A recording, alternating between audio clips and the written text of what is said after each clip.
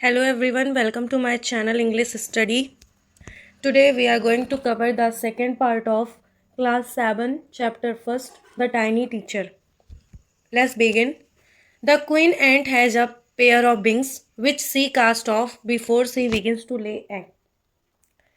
Queen ant के पास एक जोड़ी पंख होते हैं विच सी कास्ट ऑफ जिसको वो छोड़ देती हैं before she begins to lay egg जब वो एग ले करना अंडे देना शुरुआत करती हैं उससे पहले एक्स हैच एक्स को पाला जाता है बड़ा किया जाता है एंड बिकम्स ग्रप्स और वो ग्रप्स बन जाते हैं grubs change into cocoons grubs cocoons में चेंज हो जाते हैं बदल जाते हैं and cocoons break to bring forth complete ant और कुकून जो है वो ब्रेक हो करके टूट के एक पूरी कंप्लीट चींटी बन जाती है। The life of an ordinary ant in the ant hill साधारण चींटियों का जीवन इस एंट हिल में इज अ बुक एक किताब के जैसे है विच many of us seldom open जिसको हम में से कुछ लोग कभी कभी ओपन करते हैं यानी कभी कभी ही पढ़ते हैं। The queen is the mother of the entire population queen पूरी जनसंख्या की मदर होती हैं माँ होती हैं ऑफ द कॉलोनी के it lives for about 15 years ये लगभग 15 सालों तक जीवित रहती हैं यानी कि जो लाइफ स्पैन होता है क्वीन एंट का वो 15 ईयर्स तक का होता है। It has a pair of wings इनके पास एक जोड़ी पंख होते हैं but bytes them of after it's wedding flight लेकिन अपने वेडिंग फ्लाइट वेडिंग की उड़ान के बाद ही वो उसे छोड़ देती हैं अपने पंख को त्याग देती हैं। This flights take place on a hot summer day ये उड़ान कब होती है गर्मियों में बहुत ज़्यादा गर्मियों के दिनों में। The queen leaves the nest रानी चींटी घोंसले को छोड़ के जाती हैं and goes out to meet a male ant और जाके मेल एंट से मिलती हैं यानी जो मेल वर्जन होता है चींटियों का उससे जाके मिलती हैं जिसको हम लोग ड्रोन भी बोलते हैं। मेल एंड को क्या बोलते हैं drone. High up in the air हवा में बहुत ऊपर जाती हैं। On its return to earth और जब वो मीटिंग के बाद वापस आती हैं it gets rid of its wings तो उन्हें अपने पंखों से छुटकारा मिल जाता है and then does nothing but lay egg और तब कुछ भी नहीं करती हैं बस सिर्फ और सिर्फ एग ले करती हैं यानी कि अंडे देती हैं। एग हैच अब एग के बाद एग को पाला जाएगा एंड ग्रप्स कम आउट और उसमें से ग्रप्स निकलते हैं। सोल्जर्स गार्ड देम सिपाही उनकी रक्षा करते हैं। Workers feed and clean them जो वर्कर चींटियाँ होती हैं उनको खाना खिलाती हैं और साफ़ सुथरा करती हैं। And also carry them about daily for airing exercise and sunshine और उन्हें डेली लेके जाती हैं हवा में एक्सरसाइज कराने के लिए और धूप के लिए। तो आपको जैसे इसमें बताया गया था कि कितने सारे पार्ट्स होते हैं चींटियों के मतलब उनके कितने टाइप के उसमें मेंबर्स होते हैं तो एक वर्कर्स होती हैं दूसरी रानी चींटी होती है क्वीन एंट होती हैं और तीसरे ड्रोन होते हैं। तो जितना भी काम करना होता है वो सब वर्कर्स ही करती हैं। लेटर ग्रप्स बिकम कुकून और उसके बाद में एग के बाद ग्रप्स हुआ ग्रप्स के बाद कुकून बन जाएगा एंड लाई विदाउट फूड और एक्टिविटी और अब बिना भोजन के और बिना क्रियाकलाप के 3 सप्ताह तक और रहेगा।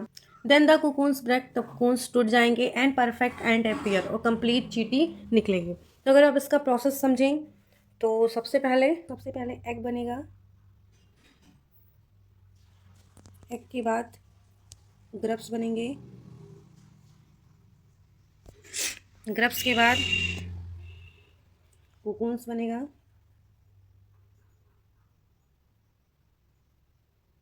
कुकून्स के बाद तब जाके हमारी चींटी बनेगी and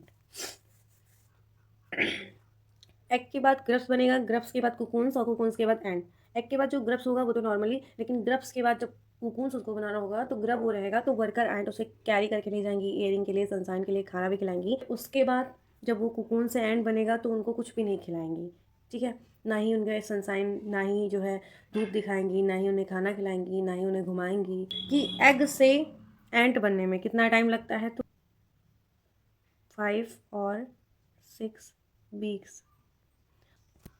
now it's time for teaching and training अब समय है उनको सिखाने का और ट्रेनिंग देने का। New ants learn their duties from old ant as worker soldier welder cleaner etc।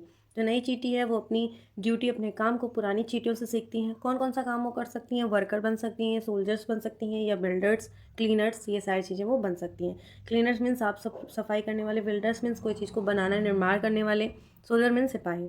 After a few weeks training कुछ सप्ताह के ट्रेनिंग के बाद शिक्षण के बाद the small ants are ready to go out into the big field of work छोटी सी चींटी तैयार हो जाती है काम के बड़े से विश्व में जो है जाने के लिए। An ant hill is a home not only for ants but also for some other creature. Ant hill घर होता है केवल चींटियों के नहीं बल्कि कुछ और जीवों के लिए भी जैसे beetles, lesser breeds of ants and green fly. Beetles भौरे के लिए, लेसर ब्रीड्स ऑफ एंड यानी कुछ जो प्रजातियाँ होती हैं चींटियों की उनके लिए, और ग्रीन फ्लाई के लिए। Why do ants want these alien creature to live in their nest. तो चींटियाँ जो हैं क्यों इन एलियन मतलब अपरिचित, इन अपरिचित जीवों को अपने नेस्ट में, अपने घोंसले में अपने साथ क्यों रहने देती हैं? कोई ऐसे क्यों किसी को रहने देगा? कुछ तो फ़ायदा होगा, कुछ तो बेनिफिट होगा। फॉर सेवरल रीजन, इसके बहुत सारे रीज़न हैं। Some give off smell pleasant to the ant senses, कुछ बहुत ही अच्छा स्मेल देती हैं।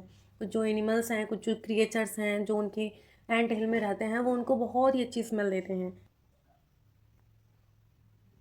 अदर गिव स्वीट जूसेस, कुछ बहुत ही अच्छे जूस देते हैं, मीठे मीठे। And some are just pets और plaything like cat and dog to human being.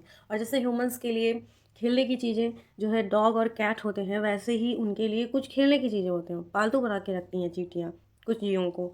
The green fly is the ant's cow, और जो ग्रीन फ्लाई होती है वो चींटी की गाय होती है। तो अगर क्वेश्चन में पूछा जाए who is the cow of ant, तो देन आंसर होगा green fly. The ants train it to give honeydew, ants इसको शिक्षित करती हैं हनी ड्यू देने के लिए। लाइक मिल्क, जो मिल्क के जैसे होता है। With a touch of their antenna, तो कैसे शिक्षित करती हैं? एंटीना से टच करा के। They milk it just as we milk cow, वो उसको वैसे ही मिल्क निकालती हैं जैसे हम लोग गाय के निकालते हैं। Have humans learn as much as ant have, क्या ह्यूमंस ने उतना सीख लिया है जितना चींटियों ने सीखा है? पर हैव्स दे हैव, शायद उनके पास होगा।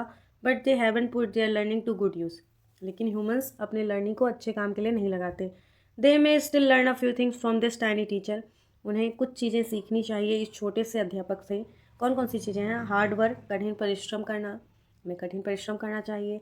Sense of duty and discipline, अपने कर्तव्य के प्रति निष्ठा और ईमानदारी से करना चाहिए, और डिसिप्लिन अनुशासन में रहना चाहिए। क्लीनलीनेस, साफ़ सफाई रखनी चाहिए। Care for the young ones, छोटे बच्चों की केयर करनी चाहिए, देखभाल करनी चाहिए। एंड एबव ऑल, और इन सबसे ऊपर, a firm loyalty to the land where they live, जहाँ पर भी रहते हैं उसके प्रति ईमानदार होना चाहिए। फर्म मीन्स दृढ़तापूर्वक, लॉयल्टी मीन्स ईमानदार। बहुत ज़्यादा हमें अपने भूमि के प्रति ईमानदार होना चाहिए। तो हमारे ये कंप्लीट हो गया, ठीक है। और अब हम लोग जो है नेक्स्ट चैप्टर करेंगे नेक्स्ट वीडियो में। Okay, thank you for watching.